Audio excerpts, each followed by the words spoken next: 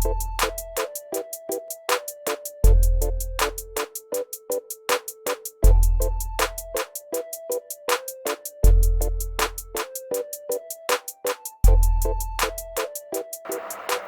this is our tuning the SAFC video. Woo! Right? That's right. Taking this floor plate. That's pretty neat. I gotta make it better. It has some holes. You never know when you might need to get to the street though. I just need to. You can litter through there without people knowing. The problem is it'll probably just catch my truck on fire. My truck doesn't read revs right now. Like, there's no RPMs on the dash, on here, going to the ECU, nothing. Yeah, I don't know what I did.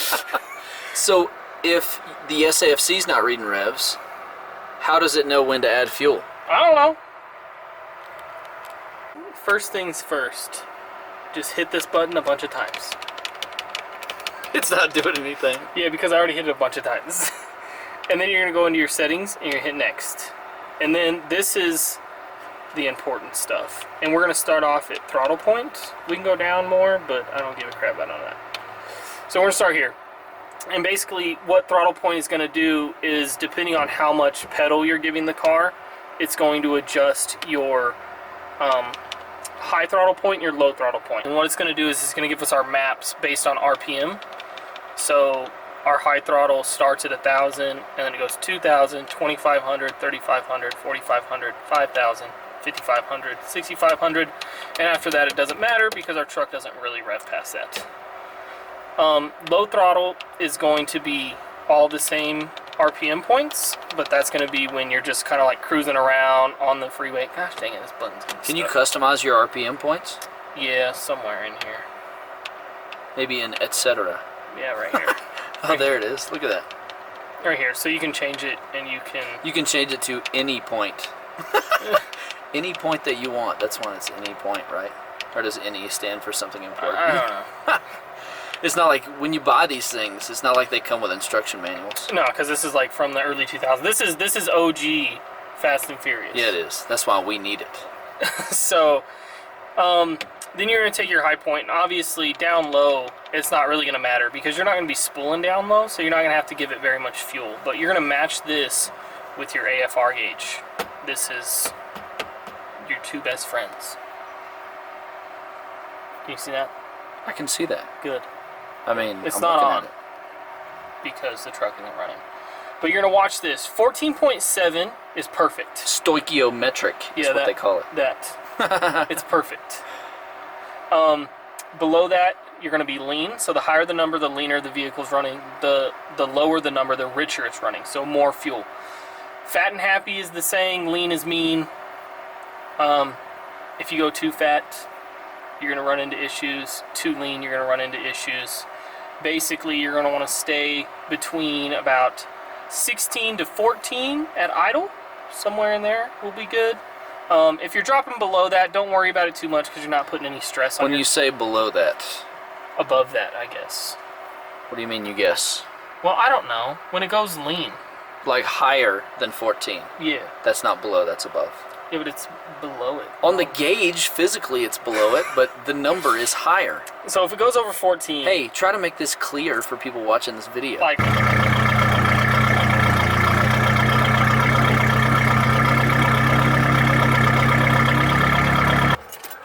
So with my truck running, you can see where it's running. It's pretty low, down in the 16s, almost up into the 17s. Pretty lean, pretty high. Yeah, pretty lean. And we have our 1,000 RPM mark turned up all the way, plus 25 fuel, to get it to run even that rich. And then it naturally has to step down between at 1,500 RPM, and then we go to plus 7 across the board from 2,000 all the way up on our low throttle.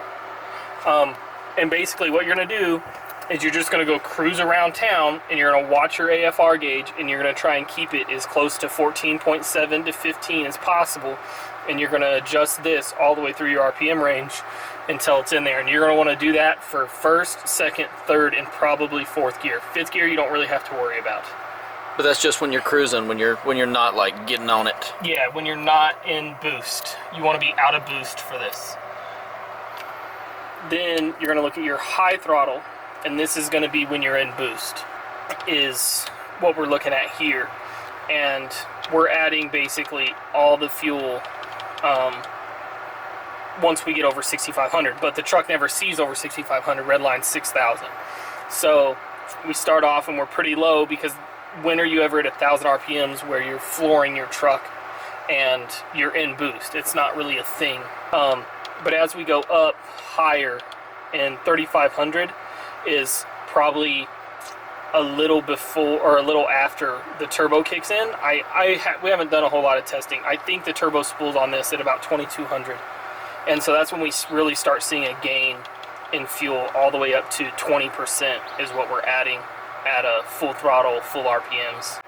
Your high throttle is what's going to keep you from blowing up your engine. So as you come into boost, you're going to want to watch your gauge, and you're going to want it to drop down into the mid 12s is where you're going to want your fuel to be under full throttle, mid 12s. If you're leaner than that, you're going to start running into detonation issues. As you start running richer, you're going to get to where you're washing your cylinders, and you're going to score your cylinder walls and cause problems there. Now granted, that's usually only an issue under idle, but it is possible under full load. The biggest thing that's going to happen is you're going to be running a lot of fuel into your turbo, causing a hot situation, kind of like we have on this truck. So you're going to want to make sure that you stay right in the mid 12s, maybe dip down into the high 11s. But 11.7 under full throttle is about perfect for a safe zone. And that's really all you're going to do. You're just going to go here, and you're going to hold your up and down arrow until you get it where it needs to be. And you're going to. Your truck has a safe space? Yeah, dude. This is the safe space right here. This is the safe space. If it gets out of this safe space, it's not a happy truck. But really, that's it. The SAFC is pretty simple. I don't know what the hell all this is about. So I assume there's a TPS input on the SAFC? Yes. That's how it like determines between low and high throttle? In fact, you can monitor quite a few things, 3 to 4 channels. I do 3 channel, and we monitor throttle, RPMs, and correction. So let me see you put some throttle in. That's neat. So that's at 30%, 40, 50. Oh, neat. So at least we know that works. Yeah, so that works. The RPMs on everybody else's truck should work just fine as well, or car, whatever you're running this on. You just have to make sure you wire it up right. And it is wired up right on the ECU on my truck. We just had some issues with the fire that caused it to quit reading RPMs. But it still works fine. It still delivers fuel and everything. Yep. Our tune's still spot on. I don't know if it's just giving the truck full fuel or what it's doing, but under idle we're down here in the 16s, and cruising we're in the 14s, and in boost we're in the 12s. So it's still being nice and safe, and everything's happy. So that's pretty much all the SAFC does. If you have a VAFC, which is the VTEC one, you can hook it up to VTEC and you can mess with VTEC. I don't know how to do that. I don't got a Honda.